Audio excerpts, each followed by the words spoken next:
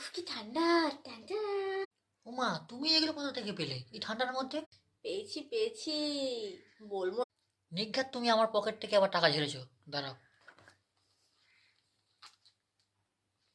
হ্যাঁ, 50 টাকা ঝেড়েছো। ওমা, দেখো, বকেছি বলে কম্বল চাপা দিয়ে আইসক্রিম খাচ্ছে, তাও আবার আমার পকেট ছেড়ে। বাবা, কি শান্তি পেয়েছি। তুমি আমাকে বকলে কেন? পাবে না তুমি। আমার একটু দাও।